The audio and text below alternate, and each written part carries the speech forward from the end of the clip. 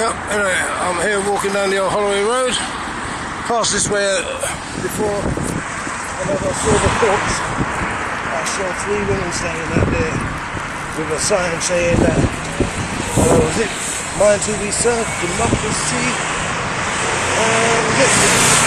democracy is suspended. So, I'm going to see if they're still there, and lo and behold, they still are.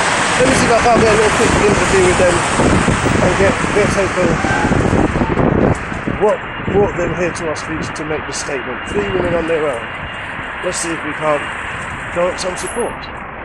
That would be a free thinking. Let me see. There they are. So, passed you before and I troubled you then. I'm going to trouble you one more time. Any chance you can go further and tell me what spurs you to come out here today?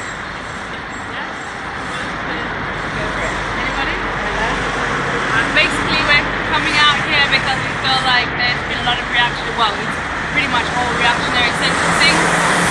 There's somebody, and I don't mean to just pick out exceptions, but I think it says for all. It speaks for all of them. But there was one guy who said to a police officer, "If you weren't in your uniform, I'd smash you," and he's been given 6 months jail.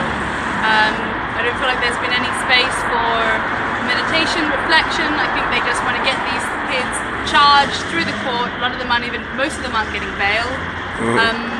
They want to get them through the court, labelled criminals, and that basically will help to shut down any discourse around why this happened. I think it's really dangerous that the general public, because I guess a lot of them are scared, they're accepting this and they're largely calling for this, and you know, stronger measures like kicking people out of their houses, stopping benefits, and I don't think they realise that you know, next year it might be them, you know? Yeah. They might have some problem and they'll have to remember that they called for rubber bullets for people on the streets. I think it's very dangerous that people just aren't thinking. It's completely knee-jerk, and if we don't come out here, if the public doesn't come out here that disagrees with this, it'll just be passed as if nothing happened. Alright, well, we all accept that the general consensus, I agree with you that I believe most people are scared to come out, and so therefore, I mean, I do believe that they do need to take a stern grasp on what's happening, but again, in saying that, I don't think they should lose sight of the main cause, or you know, why this happened in the first place. Okay, yeah, I will say, yeah, things have got out of hand. I don't think anyone could disagree with that. But in light of how, as you say, is their resolve, is it like the best measure? That's what you're questioning here. Well, basically, I mean, what would you expect if somebody stole 2 bottles of water, another person got sentenced to jail to 6 months for stealing 2 bottles of water, walking past, looting, stealing 2 bottles of water? What would normally happen? You know, and it's about when there's extreme situations, how the judicial system becomes very flexible to basically deal with these kids. Normally somebody would get a caution, they might get a fine, they might be let free if they apologise to the shop owner, but at the moment they're being sentenced to 6 months in jail.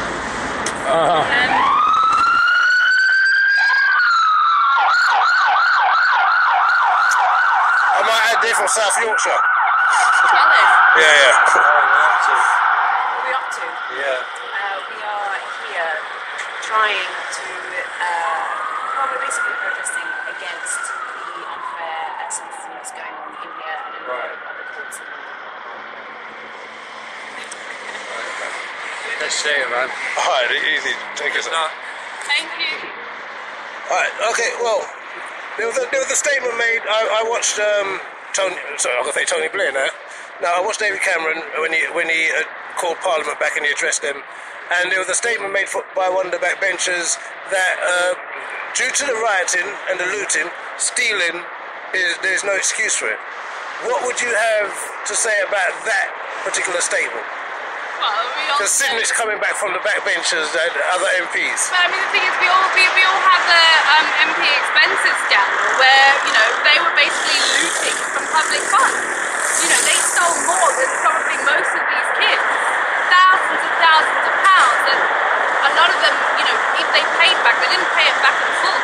None of them, I think there's like 1 or 2 Three people went to jail. And how long did that take? Were they being forfeited bail? Most of these kids are not even getting bail.